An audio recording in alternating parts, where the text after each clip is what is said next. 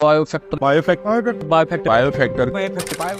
नमस्कार शेतकरी बंधूंनो, मी राठोड रमेश, बायोफॅक्टर कंपनीचा प्रतिनिधी म्हणून औसा हेडक्वार्टरचं प्रतिनिधित्व करतो.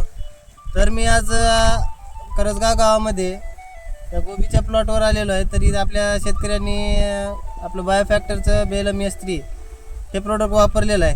तर त्याचे काय रिझल्ट आले हे आपण त्यांच्याकडूनच जाणून घेऊया. नमस्कार. नमस्कार सर्वप्रथम आमच्या शेतकरी बांधवांना आपला परिचय द्यावा.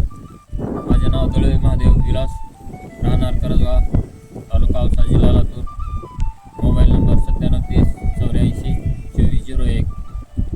मी साहेबाच्या म्हणण्यानुसार बेलम S3 चा वापर करून पत्ताकोबीचे फुगवणीसाठी त्याचा वापर केला आणि मला त्याचा अक्षरशः रिझल्ट आला.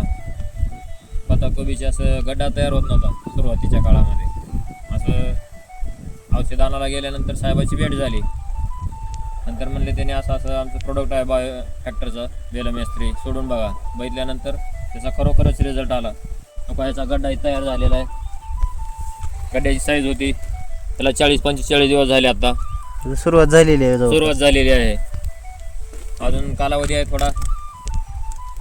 आणि याच्या अगोदर आपण टोमॅटोला पण वापरलेलं आहे. हां, अगोदर टोमॅटोला पण वापरले S3 S2 आणि कॅनमॅक्स. कॅनमॅक्स सेटिंगमध्ये ते सेटिंगमध्ये जर आपला प्लॉट एकतर आपलं ते तणनाशकामुळे डॅमेज झालेलं आहे.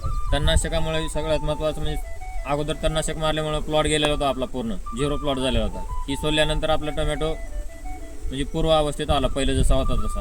त्याचे पण रिझल्ट आहेत.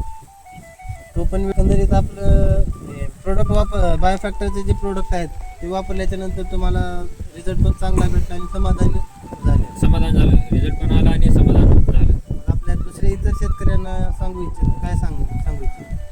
बायोफॅक्टरचे टोटल GM, INM चक्र, बेलम S3, S2 असे प्रोडक्ट वापरावे. मला वाटतं तुम्ही आधार गोल्ड पण वापरले. आधार गोल्ड पण सुरुवातीच्या काळात वापरलं. पत्ताकोबीला वापरलं. आता सोयाबीनला पण सांगितलं होतं, वापरले का नाही?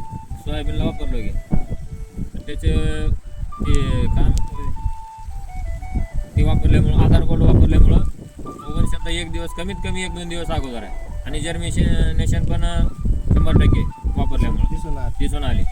वेस्टेज जायचा विषयच नाही बियाचा. We, a family. Designed by nature, delivered by us.